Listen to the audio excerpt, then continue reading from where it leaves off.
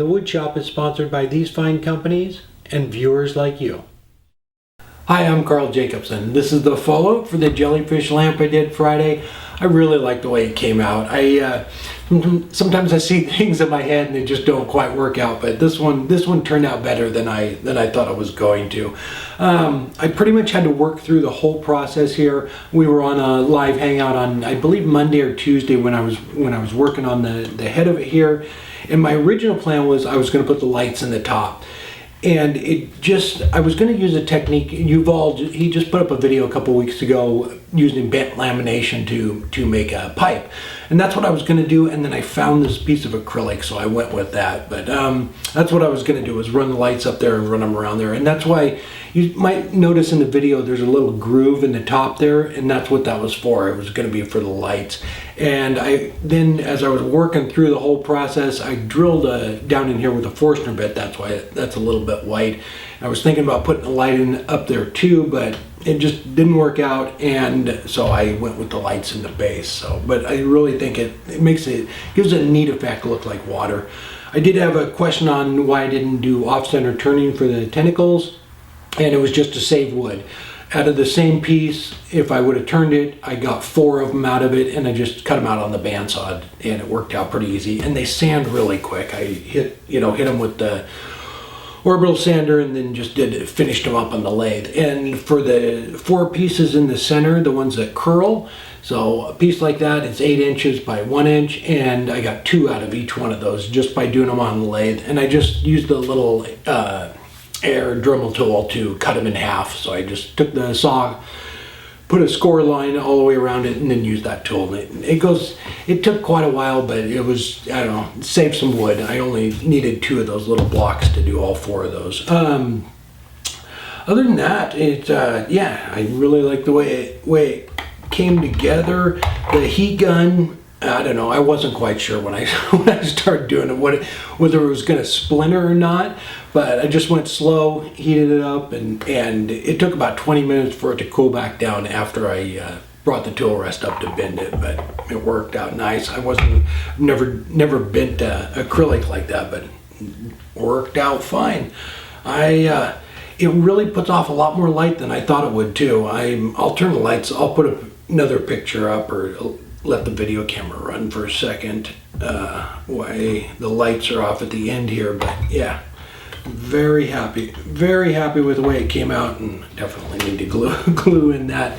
And again, it's out of Osage orange is the top, and all the tentacles are myrtle wood acrylic for the little plate and stem, and this is maple burl. My original plan on the base was I was just going to take a block, a 2 or 3 inch block, and take it on the bandsaw and cut like a wave out to make it look like water. But I found this and fell in love with that. I think it worked out nice. And as for the lights, I went with I'm not sure what brand they are, but I got them at the home store, and they're kind of expensive. They're $45, but I've used the ones you get off of eBay before, and the cord on it, it's just a little pigtail. Because my original plan was to run them all the way up there, I went with those ones, and these seem to be a lot brighter too than the other ones. And I know the other ones are like they're like $10 or something like that, but I don't know. I went with those. I just wanted to make sure everything was good. All right, if you have any more questions on it, just let me know, and I will answer them in the comments. All right, I have a couple of things to share. I think I mentioned that I'm doing another online demo in September, but I'm also going to be at SWAT here at the end of August in Texas. So I will be there, and I'm going to be doing some demonstrations at some of the booths there. And then in October, I have a club demo in Kansas City, and then I'm doing the Robust Open House. So that should be a lot of fun. So we're doing them 2 weekends in a row. I'll be back there.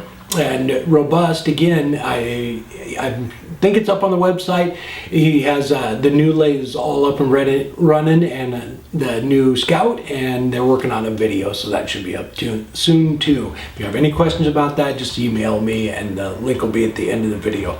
All right, couple of things. I have some videos and some pictures to share, and Mike, Mike's the guy that did the Yin Yang platters. He emailed me back and said he already got quite a few orders on it. So thanks a lot, guys. Hope please, if you ordered one from him after you're done making it, please share some pictures. I'd love to see them. And he now has an 8-inch, 9-inch, 10-inch, and he's working on a 12-inch template for those. So very cool.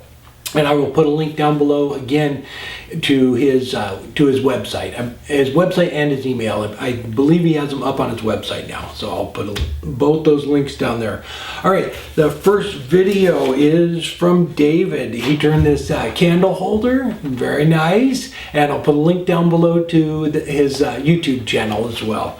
And the next one is, this is really cool. Bill, it's his club president's challenge was to make a trophy. So he did a chuck. I mean, what better for turners than a chuck? Very nice. That turned out great. And Don, he did some piercing on a 3-piece box. Very nice. And he's right up the road from me in Washington. Nice job.